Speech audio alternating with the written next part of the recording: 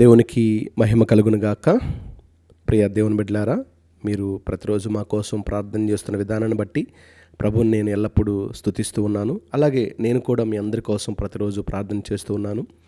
మరి Jesus Christ holy ministries JCHM ఛానల్ను మీరందరూ కూడా సబ్స్క్రైబ్ చేసుకొని దేవునికి మహిమకరంగా అనేక దేవుని వాక్యాలు సందేశాలు వింటూ దేవునిలో బలపడుతున్నారని నేను నమ్మకంగా విశ్వాసంతో నమ్ముచున్నాను. మరి చాలామంది నువ్వు ఎలా దేవుని సేవలోకి రావడానికి బలమైన కారణం ఏంటని చాలామంది అడుగుతూ ఉంటే దాన్ని చిన్న షార్ట్లో మీకు తెలియజేయాలని నేను ఆశపడుతూ ఉన్నాను. మరి మా నాన్నగారికి నేను ఒక్కగానొక కుమారుణ్ణి, అంటే మా వంశంలో నేను ఒక్కనే కుమారుణ్ణి. అయితే మా నాన్నగారంటే నాకు చాలా ఇష్టం. నేను కూడా మా నాన్నగారికి చాలా ఇష్టం.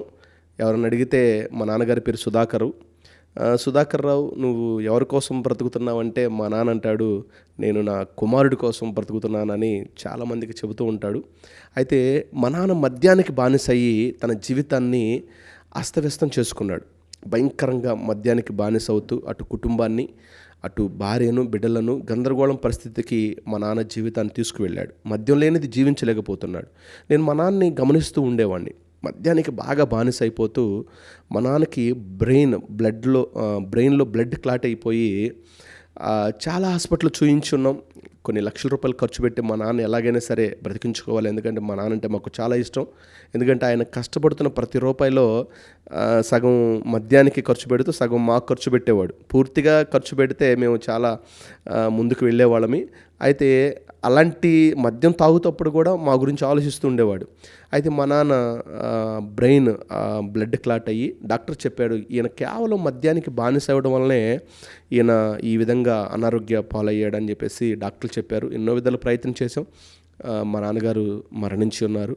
మా నాన్నగారు మరణించిన వెంటనే ఆదరణ కూటములో అనేక మందిని పిలిచి సువార్త ప్రకటిస్తున్నప్పుడు చాలామంది దేవుని సేవకులు వచ్చి ఆ రోజున ప్రార్థన జరుగుతున్నప్పుడు ఒక దేవుని సేవకుడు వాక్యం చెబుతూ సుధాకర్ గారు అంటే మా తండ్రి గారు నరకంలో ఉన్నారు అని చెప్పారు.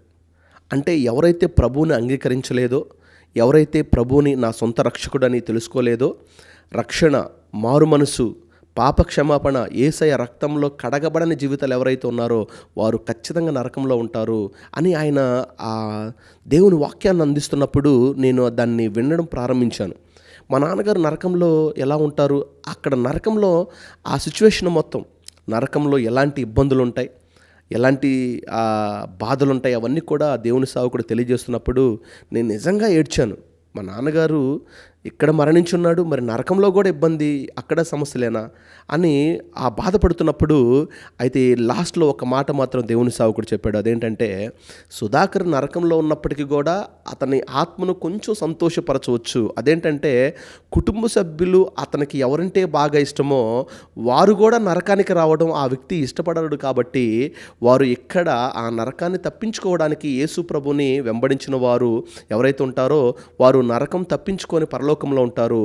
అది చూస్తున్న నరకంలో ఉన్న సుధాకర్ గారు వారి పట్ల కొంచెమైనా సంతోషించవచ్చు అని దేవుని సేవకుడు చెబుతున్నప్పుడు, మా నాన్న నరకంలో ఆల్రెడీ ఇబ్బంది పడుతున్నాడు, నేను కూడా లోకంలో ఉండి లోకంతో స్నేహం చేస్తూ నేను కూడా భయంకరమైన వ్యక్తిగా ఉంటూ నరకంలోకి వెళ్తే మా నాన్న ఇంకా బాధపడతాడేమో అని చెప్పేసి ఆ రోజు నేను మా తల్లిగారు ఆమె బాల్యం నుండే దేవుని సన్నిధిలో బలపడుతూ యవన ప్రాయంలో రక్షణ పొందుకొని తర్వాత చాలా అద్భుతమైన ప్రార్థనా పరురాలుగా విశ్వాసంతో కూడుకున్న ప్రార్థన చేస్తూ మా తల్లి ఎన్నో సంవత్సరంలో దేవుని సన్నిధిలో బలపడుతూ ఉంది. మా తల్లిగారితో ఒకరోజు ప్రార్థనకి వెళ్ళడం, దేవుని మందిరంలో నేను మోకాళ్ళు వేయడం, ఆ రోజు 2017 నేను నా జీవితాన్ని పూర్తిగా దేవునికి అప్పగించడం, ఆ రోజు నుండి ఆనాటి నుండి అంటే 2017 నుండి నేటి వరకు ప్రభువులో కొనసాగుతూ అనేక ప్రాంతాలకు వెళ్ళి దేవుని సువార్త ప్రకటించి ఉన్నాను. ఉచితంగా అనేక మంది దేవుని సేవకులతో పరిచయం పెంచుకొని దేవుని సువార్త ప్రకటిస్తూ మరి చోడపాలెంలో ఒక సంఘాన్ని ఏర్పాటు చేసుకొని దేవుని కృప వలన తర్వాత తిమ్మసుందర గ్రామంలో మా తండ్రి గారైనటువంటి తిమ్మసుందర గ్రామంలో కూడా ఒక అద్భుతమైన మందిర నిర్మాణం జరుగుతూ ఉంది ఇప్పుడు. ఆ మందిర నిర్మాణాన్ని కూడా దేవుని కృప ద్వారా ముందుకు సాగిపోతూ ఉన్నాం. ఇది నా జీవితంలో చాలా గొప్ప సాక్ష్యము నేను అనుకుంటూ ఉంటాను. ఎందుకంటే చాలామందికి చెబుతూ ఉంటాను, రక్షణ లేనిదే, మారు మనసు లేనిదే. మన పితరులు లేదా మన తల్లిదండ్రులు ఎవరన్నా బంధువులు చనిపోతే వారు ఖచ్చితంగా నరకంలో ఉంటారు. రక్షణ పొందుకొని ఎవరైతే ఉంటారో వారు పరలోకంలో ఉంటారు. నరకంలో ఉన్నవారు మనల్ని చూసి కొంచెమైనా ఆనందపడతారేమో అనే ఆలోచనతో చాలామందికి నా సాక్ష్యాన్ని తెలియజేస్తూ ఉంటాను. మా తండ్రి గారి మరణము నుండి నేను నేర్చుకొని అనేక పాఠాలు ప్రభు మార్గాన్ని నేను వెంబడించడానికి దోహదపడ్డాయి. ఈ రోజున దేవుని సేవలో బహుబలంగా నాటపడడానికి నా తల్లి ప్రార్థన, నా కుటుంబ సభ్యుల ప్రార్థన, సంఘ సభ్యుల ప్రార్థన, అనేక మంది ప్రార్థన వలన ఈరోజు దేవుని సేవలో కొనసాగుతూ ఉన్నాం. మీరు కూడా ప్రియ దేవుని బిడ్డలారా, రక్షణ పొందుకోండి, మారు మనసు పొందుకోండి. యేసయ్య రక్తంలో మీ ప్రతి పాపాన్ని కడుక్కొని ఒక నూతనమైన జీవితాన్ని జీవిస్తారని ఒక దేవుని సేవకునిగా నేను మనస్ఫూర్తిగా కోరుకుంటున్నాను. దేవునికి మహిమ కలుగును గాక.